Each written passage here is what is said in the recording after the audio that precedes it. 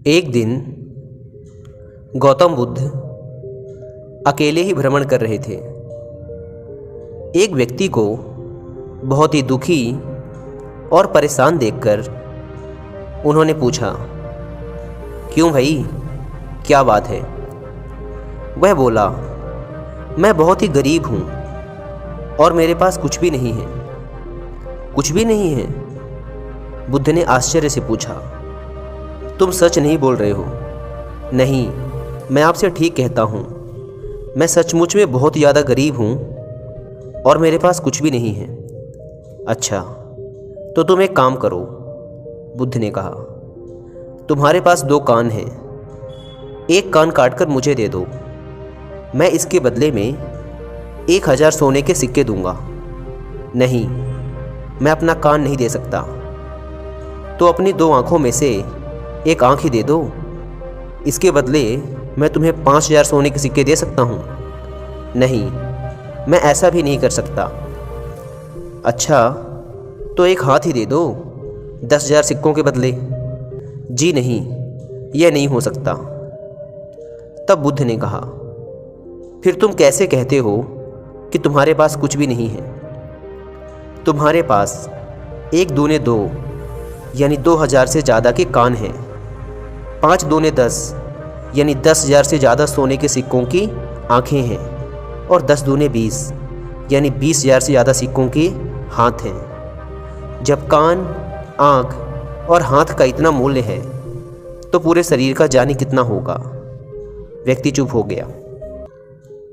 बुद्ध ने कहा, देखो, तुम्हारे पास कितनी बड़ी दौलत है। जिसके पास अच्छी अच्छी बातें सुनने के लिए कान हों, अच्छी अच्छी चीज़ें देखने के लिए आँखें हों और अच्छे अच्छे काम करने के लिए हाथ हों, भला उससे बढ़कर धनी और कौन हो सकता है?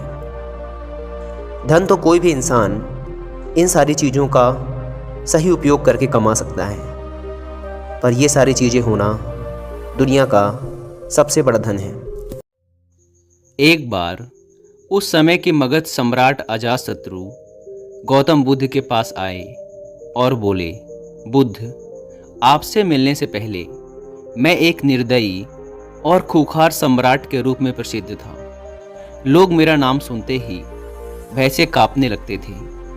मैं किसी की जान लेने से पहले एक पल के लिए भी नहीं सोचता था और छोटी छोटी गलतियों के लिए भी अपराधियों को मृत्युदंड की सज़ा सुना देता था।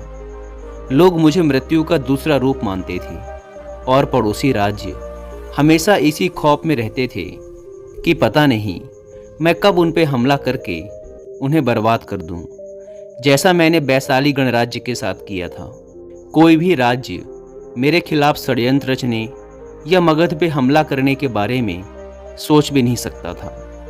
लेकिन मैं जब से आपकी शरण में आया हूँ और आपके अहिंसा के विचारों को जीवन में अपनाया है, तब से लोगों के बीच मेरा भय बिल्कुल ही खत्म हो गया है।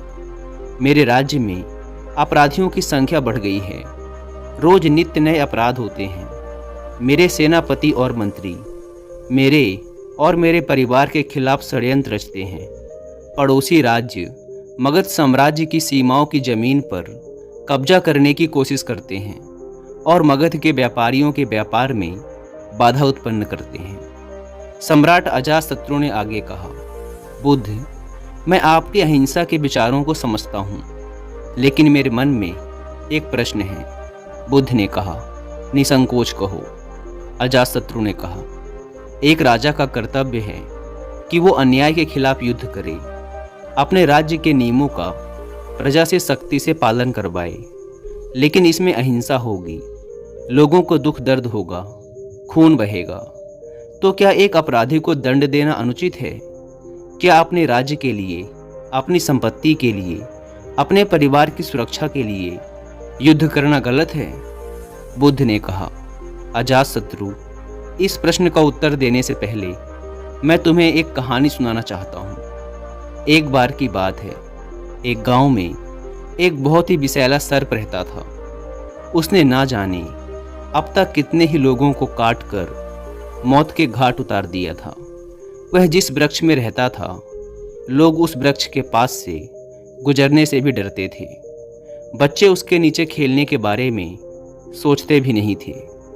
फिर एक दिन उसी रास्ते से एक भिक्षु गुजरा और आराम करने के लिए उसी वृक्ष के नीचे बैठ गया।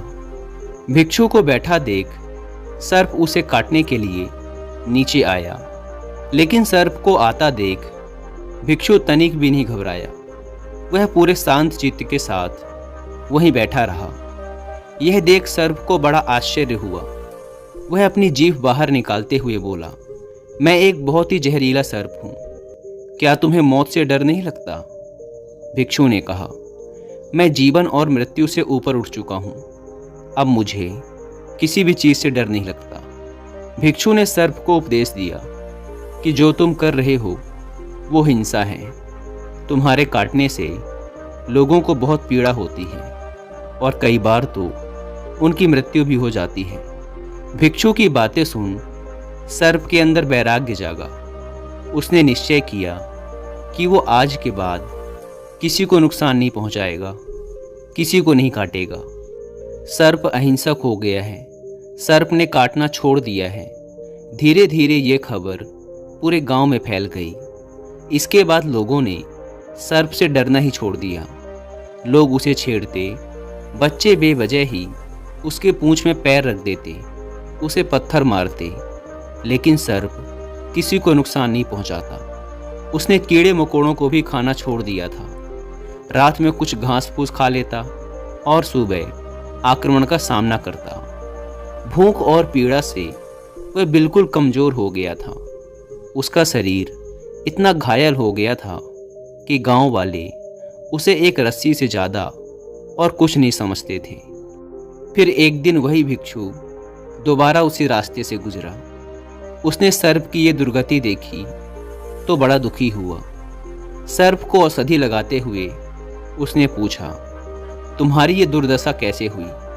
सर्प ने कहा, तुम्हारी बातें सुनने के बाद मेरे अंदर वैराग्य जागा और मैंने काटना छोड़ दिया। यह सुन भिक्षु हंसा और बोला, मैंने तुझे काटने से मना किया था, लेकिन तू अपने सर्प स्वभाव से कैसे विमुख हो गया?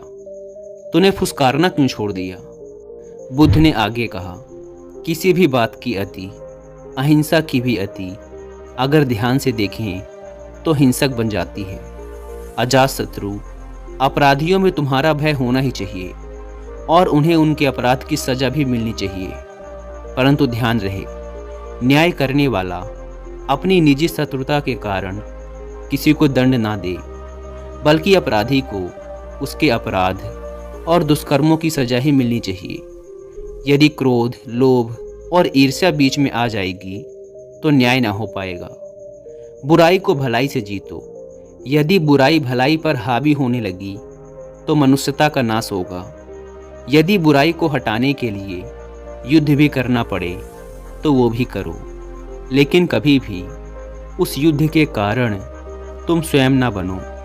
यदि करना ही पड़े तो सिर्फ सही उद्देश्य के लिए ही करो। अजातशत्रु ने बुद्ध के सामने हाथ जोड़ लिए और कहा, बुद्ध, आपकी इन बातों ने मेरे अंदर के सारे प्रश्न, सारी उथल पुथल को शांत कर दिया है।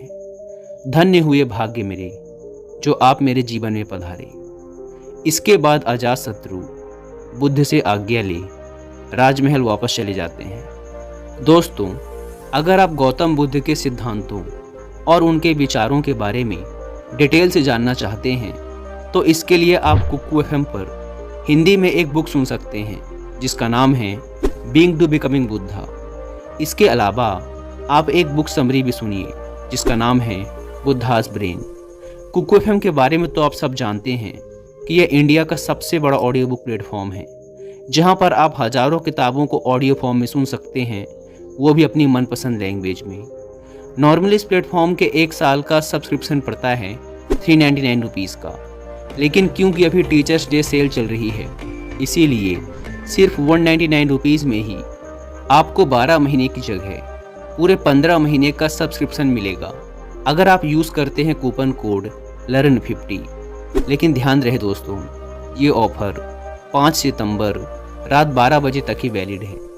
ऐप को डाउनलोड करने की लिंक भी आपको डिस्क्रिप्शन एंड फर्स्ट कमेंट पर मिल जाएगी। दोस्तों, अब बात करते हैं कि आखिर अच्छे लोगों के साथ ही बुरा क्यों होता है। तो इसका उत्तर सर्प और भिक्षु की कहानी में ही छुपा है, जिन्हें लगता है कि वो अच्छे इंसान हैं क्योंकि वो सबकी बात मानते हैं, लोगों को खुश रखने की कोशिश करते हैं, हमेशा खुद ही कॉम्प्रोमाइज़ कर लेते हैं, सबकी मदद करते हैं, किसी को भला बुरा नहीं कहते, किसी पर गुस्सा नहीं करते। तो असल में ऐसे लोग अच्छे नहीं बल्कि कमज़ोर और बुज़दिल होते हैं, क्योंकि ऐसे लोग सच के साथ खड़े रहने से डरते हैं।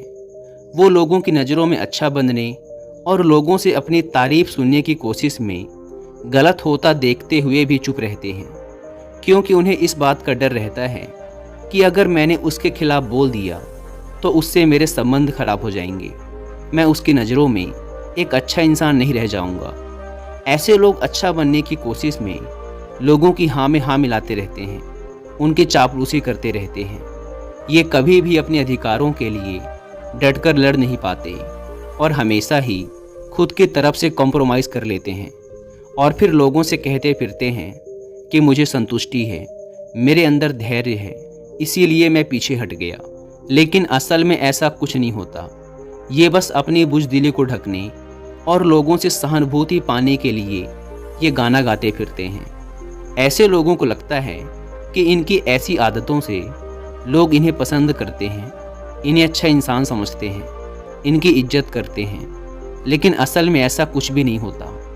लोग भले ही इनके मुंह पर कुछ ना बोले, लेकिन समझते सब हैं कि ये इंसान बुज़दिल और कमज़ोर है, ये अपने विचारों का पक्का नहीं है। और जब भी परिवार व समाज में किसी साहसिक और बड़े कामों को करने का समय आता है तो ऐसे लोगों को हमेशा पीछे ही रखा जाता है। इन्हें कोई नहीं पूछता, ये बस अपने आप में ही अच्छे बने फिरते हैं। तो फिर एक अच्छा इंसान है कौन? एक अच्छा इंसान वो है जो विनम्र तो है लेकिन गलत के आगे नहीं झुकता। वो कॉम्प्रोमाइज़ भी करता है लेकिन अपने अधिकारों के लिए डटकर खड़ा भी रहता है, जिसके अंदर सच को सच और झूठ को झूठ बोलने की हिम्मत है। वो बस किसी को खुश करने और उसकी नज़रों में अच्छा बनने के लिए उसकी चापलूसी नहीं करता। उसे इस बात से फ़र्क नहीं पड़ता कि लोग उसे अच्छा कहेंगे कि खराब। उसे किसी की राय से फ़र्क नहीं पड़ता, क्योंकि वह जानता है कि वह कौन है। उसे किसी से अच्छा इंसान होने का सर्टिफिकेट नहीं चाहिए। वो बस जो सही है और ज़रूरी है वो करता है और खुश रहता है। श्रीमद् भगवद गीता में भगवान श्री कृष्ण ने अर्जुन से कहा था कि जब तक संभव हो सके तो माफ़ कर दो, लेकिन अगर सामने वाला फिर भी ना माने और तुम्हारे धैर्य को तुम्हारी कमजोरी समझ ले, फिर तुम्हें उससे लड़ने से भी पीछे नहीं हटना है। तो कहने का अर्थ ये है कि किसी के साथ अच्छा या बुरा नहीं होता, बस हर इंसान को उसके द्वारा किए गए कार्यों का परिणाम ही मिलता है। जो अच्छा होने का दिखावा करता है उसे उसकी चापलूसी, गलत के खिलाफ ना खड़े होने, अपने अधिकारों के लिए ना लड़ने, मेहनत ना करने, आसानी से हार मान लेने और सबको खुश करने की कोशिश करने जैसे कार्यों का ही परिणाम मिलता है। और जो स्पष्टवादी है, मेहनती है, जिसमें रिस्क लेने की हिम्मत है, जो खुद में भरोसा करता है, उसे उसके कर्मों का परिणाम मिलता है। और यह जरूरी नहीं कि किसी कार्य को करना ही कर्म है। मनुष्य के विचार भी उसके कर्म ही हैं, क्योंकि विचार ही हैं जो अंततः कर्मों में परिवर्तित हो जाते हैं। तो ये जो विचार रूपी कर्म जो हमें दिखते नहीं, हमें इनका भी फल भोगना ही पड़ता है। तो ज़्यादातर लोग जो इस बात की शिकायत करते रहते हैं कि मैंने तो किसी के साथ गलत नहीं किया, फिर मेरे साथ गलत क्यों हो रहा है, तो उनके साथ गलत होने का कारण ये विचार रूपी कर्म ही है, जो बाहर से दिखते नहीं हैं लेकिन हमने अपने विचारों में किए होते हैं। इसीलिए इंसान को सिर्फ बाहर से ही नहीं बल्कि अंदर से अपने विचारों से भी अच्छा होना जरूरी है।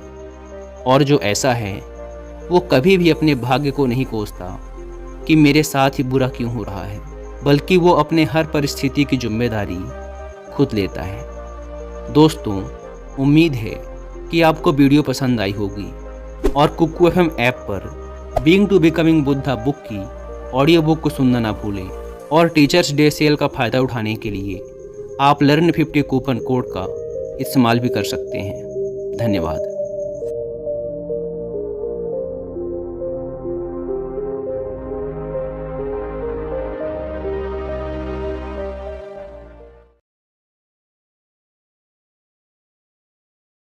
Thanks for watching. Please subscribe.